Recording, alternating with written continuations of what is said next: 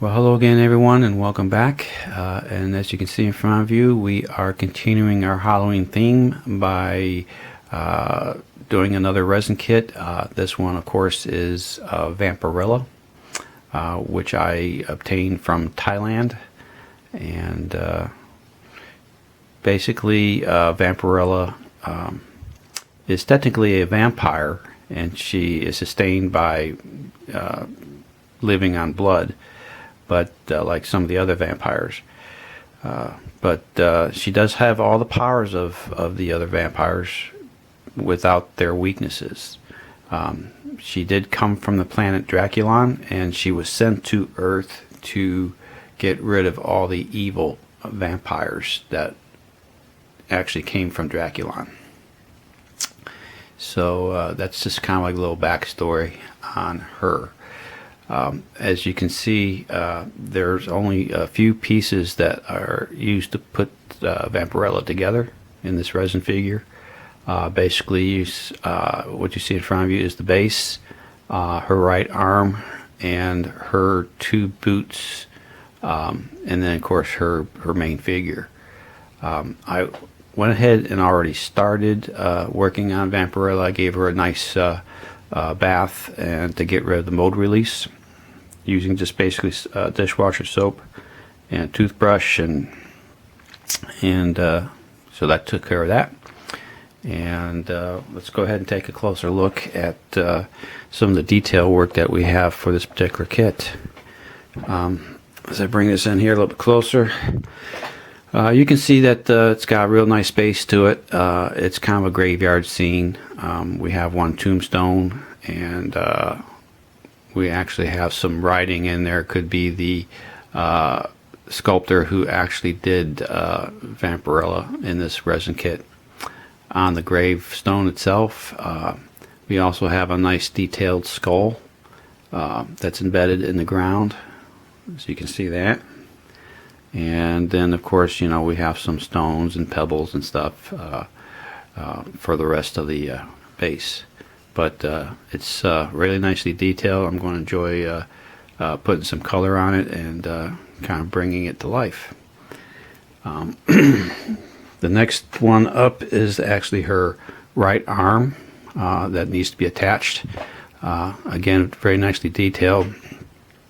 And basically the arm and the hands are very, very nicely detailed. There's hardly any seam lines to this particular kit.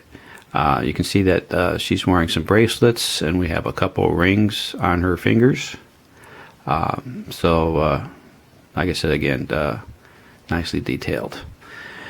I went ahead and applied the boots to her legs. Like I said, normally you'd have 1, 2, 3, 4 parts to Vampirella. So I went ahead and the other day and decided to go ahead and attach the boots. Now the boots aren't symmetrical, being, you know, they're the same. Actually, if you look at this particular boot, it kind of is offset to the right a little bit, and this is more straightforward. As far as the applying them to her legs, there was some excess resin that I had to actually grind down with the Dremel, and got all nice and smooth. And then again, when I did some test fitting, I want to make sure that, I guess it's the shin is actually coming down in relationship to the position of the boot. So I got that as close as possible. Same thing on her other leg. Did the same approach, kind of following the shin line of that leg down through the center of her boot. As far as the glue I used, I went ahead and used the Gorilla Super Glue to apply to the resin figure, and let it sit overnight and cure for a couple days. So that is where we're at with that. But like I said, there's not much seam work on the figure itself. Tell you what, let me raise this up a little bit. I'm going to bring her in a little bit closer so you can see some of the detail of the face. I mean, it's very well done. The person who sculpted her did a fine job on this, and as you can see, the only thing that I could see here, probably be hard to pick up on the camera because it's so small, but there's like 4 pinpoint air bubbles, 1, 2, 3, 4, which could probably be easily remedied with some CA glue. We'll kind of stick that in there and let it dry and then sand it down a little bit. But other than that, as you can see, it's very, very smooth all the way around. So they did a fine job as far as molding Vampirella. So very happy with it. Going to enjoy putting her together, the rest of her, and then of course applying the colors to her.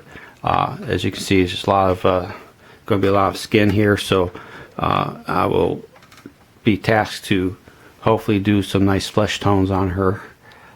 So it's a little bit of a challenge, but I think we'll be able to do it. And so that being said, we will move on.